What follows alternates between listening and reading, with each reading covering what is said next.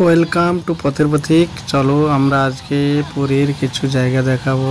দেখতে পাচ্ছ আমরা সমুদ্র, তার সঙ্গে সঙ্গে এই পুরীর মন্দির এবং সর্বোপরি আমরা আজকে যেটা নিয়ে তুলে ধরবো সেটা হলো স্বর্গদ্বার। দেখতে পেয়েছো খুব সুন্দর একটি জায়গা। এই স্বর্গদ্বারে সব সময় চিতা জ্বলতেই থাকে, কোনো সময় নিভে না এবং দূর দূরান্ত থেকে প্রচুর মানুষ আসে এখানে দাহ করার জন্য। চলো আমরা একটু একটু করে ভেতরে প্রবেশ করছি এবং এই স্বর্গদ্বারে পুরী থেকে দূর দূরান্ত থেকে আসে এবং ভারতের বিভিন্ন জায়গা থেকে মানুষেরা যারা মারা যায় তাদেরকে দাহ করার জন্য নিয়ে আসা হয় এবং এখানে দাহ করা হলে স্বর্গসুখ পাওয়া যায়, এটাই সবাই বলছে। দেখতে পাচ্ছ বড় একটা বিশ্রামাগার এখানে আছে, যারা মারা যায় তাদের আত্মীয় স্বজন পরিবারেরা সবাই এখানে বিশ্রাম করে।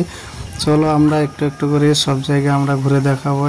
দেখতে পাচ্ছ এখানে উড কাউন্টার আছে এবং অফিস আছে, এখানে নাম নথিভুক্ত করতে হয়, তারপরে একটি একটি মৃতদেহকে ওই চুল্লির কাছে নিয়ে যাওয়া হয়। সব কিছু তোমাদেরকে দেখাবো, তারপরে দেখাবো এখানে একটি মন্দির আছে, চলো সেটা আগে দেখাই। দেখতে পাচ্ছ সামনে সমুদ্র এবং এই সমুদ্রের পাশে এই স্বর্গদ্বারের পাশেই একটি মন্দির অবস্থান করে আছে এবং যাদেরকে দাহ করা হয় তাদের অস্থিগুলো এই সমুদ্রের জলে ভাসিয়ে দেওয়া হয় এবং তাদের অনেক পূর্ণ হয় এবং দূর দূরান্ত থেকে যেমন মানুষেরা আসে এবং প্রচুর ভিড় এবং সবসময় চুল্লি জ্বলতে থাকে, কোনোদিনও নেভে না। আমরা যেই 4 দিন ছিলাম দেখতে পেয়েছিলাম সব সময় রাত্রে কি দিনে কি সব সময় চুল্লিগুলো জ্বলতে থাকে। দেখতে পাচ্ছ সমুদ্রের ঢেউ উত্তাল হয়ে উঠেছে এবং আমরা একটু পরে অবশ্যই যাব। তারপরে আমরা সব একটু একটু করে পাট করে তোমাদের সামনে তুলে ধরবো।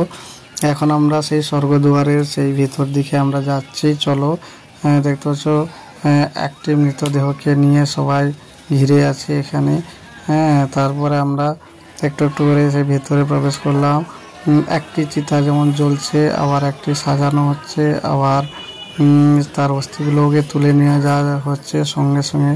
দেখতে পাচ্ছ চিতাটা খুব সুন্দরভাবে জ্বলছে, খুব অল্প কাঠেই চিতাটা জ্বলে গেছে এবং এখানে যাদেরকে দাহ করা হয় তাদের স্বর্গে নিবাস হয়, তার জন্য অনেক দূর দূরান্ত থেকে আসে। ধন্যবাদ, সবাই ভালো থেকো। আবার এর পরের অংশ আমরা